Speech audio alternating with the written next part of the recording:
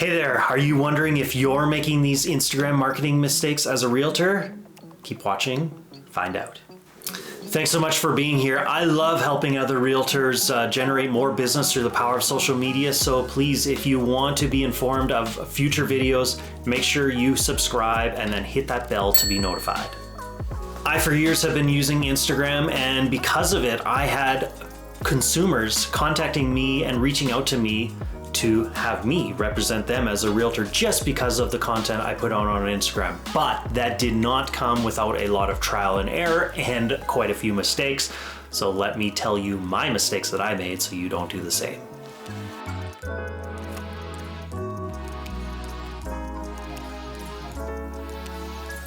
An autoresponder. A lot of realtors like to put autoresponder on their Instagram messages because they think it automates so much better and then they don't have to worry about it, when in fact it's actually hurting you more than it's helping you. You may think it's a time saver, but for the consumer that's messaging you and they get an auto response message back, it does not leave them a very good feeling. First of all, they can get the feeling that you're lazy, that you really just don't care, because these messages may not be in response to the question that they ask.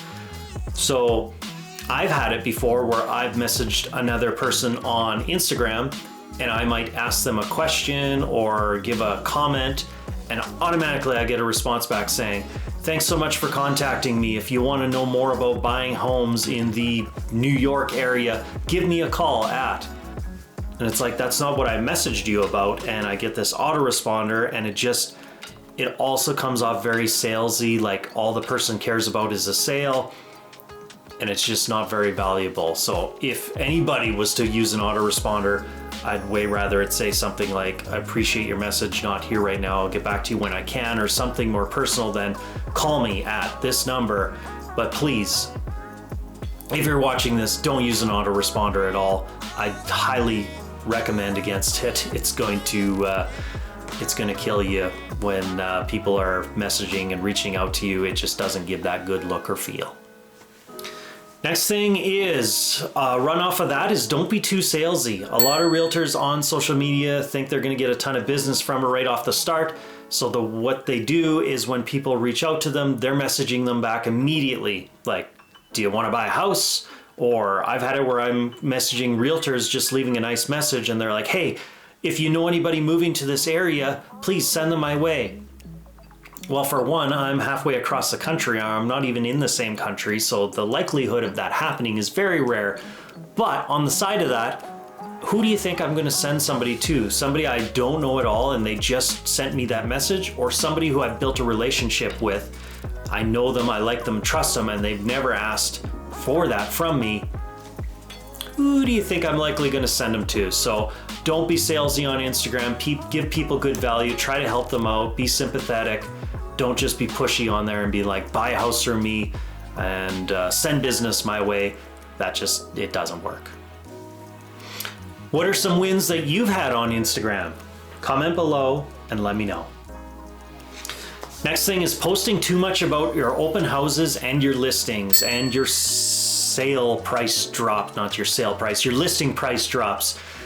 You're talking too much about real estate and you're tuning people out. People don't want to hear about all that all the time. You need to be talking more about your community, do reviews of the parks, the restaurants, give good value to your audience. Maybe talk about deals that haven't went the proper way and what you did in order to get to the end and how you problem solved. Give them tips saying, if you're listing your home, here's what you want to do to prep it for sale to give you the top dollar. Start giving them good information. Don't just be hammering them with the sales method all the time. This just unfortunately does not work. It turns people off. The more value you can provide to the audience, the more they're going to appreciate you for it, and they're going to want to follow you, and that's going to bring in more followers. Versus the other way where they tune you out, they unfollow you, they don't even like your content, and it hurts you in the algorithm.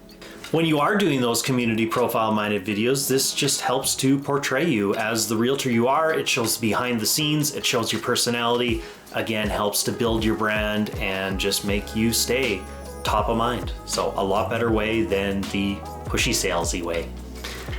And last but not least is auto posting or posting too much generic stuff. I see a lot where they are hooked up with a auto posting company, and what it does is it just posts content for them all the time. They think this is great because they're actually putting stuff in their feed.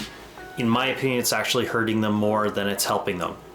Social media needs to have a face. You need to show who you are as a person, build your brand, show people your personality. That cannot happen through a auto posting company. All it's going to be is memes and quotes. Therefore, when I go to that realtor's page and all I see is that, first of all, it just looks like it was auto done for them. And second, I can't tell who they are as a person. I have no idea what they look like, what they sound like, anything at all. Like I said before, people buy from people, like-mindedness attracts, and therefore if they see that, they can't get a good feel for who you are, and therefore there's never ever going to be a chance of them reaching out to you because of all the quotes and memes that you posted. It just ain't going to happen. You need to switch up your strategy, and you need to be showing more of who you are. Now you know some common mistakes that are made on Instagram as a realtor, but maybe you're wanting some ideas that you could actually post that will gain you some attraction. If so, you're going to want to click on the link in my description below. In there I have my free guide of best things to post on social media as a realtor in order to guarantee the growth of your leads. And when you're done here, don't forget to watch my prior videos that I've done on Instagram marketing. And please, if this was beneficial, give me a like, subscribe, and share with your fellow realtor friends.